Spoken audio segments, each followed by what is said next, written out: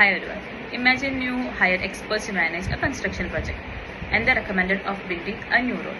You trust them because they are professionals. But what you didn't know was they had a land beside that road. So the moment the road was constructed, the value of that land will rise up. This was case 1038. A joint venture firm was hired to manage a residential subdivision. Midway though, they recommended a second access road without disclosing that their own principals own land along the proposed route. That silence is the ethical violation at the heart in this case. A conflict of interest doesn't require someone is to be with. It exists the exact moment personal financial interests could influence the professional advice. And here it was never disclosed. So I'm Sofwan. Let's look at this through 4 ethical frameworks. Utilitarianism. Silence only benefit the JV principle. Full disclosure give everyone a fair outcome. That's the greater good. Next one is deontology. Kant says some duties are absolute. The moment they knew about their land ownership, they had an obligation to disclose it. Staying quiet treats the client as a means, not as an equal. Next is virtual ethics. A person of genuine integrity would feel uncomfortable and speak up, even if it is awkward and even if it costs them the project. IEEE and ACM codes, both are explicit. Engineer must avoid conflicts of interest and disclose anything that could compromise their objectivity. Silence is itself a violation. And just to be clear, something can technically legal and still ethically wrong. That's the case here. Hello, I'm Rudorshan. I'm going to tell about stakeholder analysis.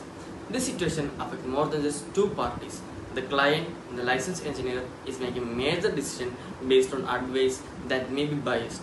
If this surfaces later, they face financial loss and reputational damage that deserves the truth. The JV firm's principle. By staying silent, they are risking disciplinary action, loss of licensure and civil suits. Ironically, early disclosure is also the smart choice for them. Future residents. The people who will actually live in this subdivision deserves infrastructure that is built for their safety, not someone else's property value. Regulations and the public. Every undisclosed conflict erodes trust in the entire system of professional self-regulation.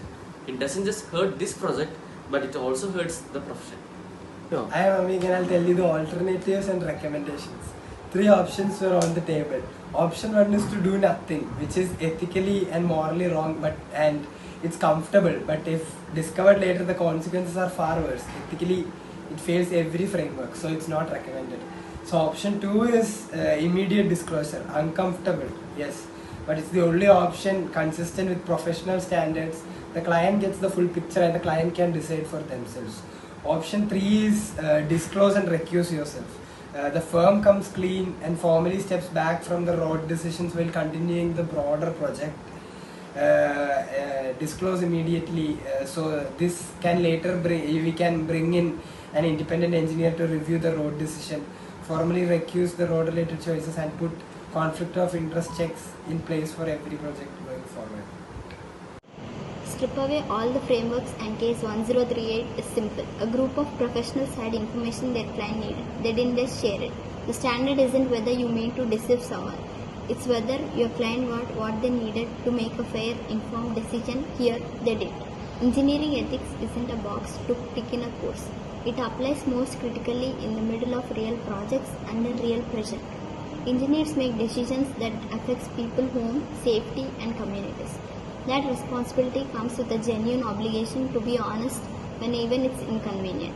Disclosure may cost the JV from the client. Silence could cost their license, their reputation and far more. In the end, it's about being the kind of professional people can trust you. Thanks for watching. This was our analysis of case 1038.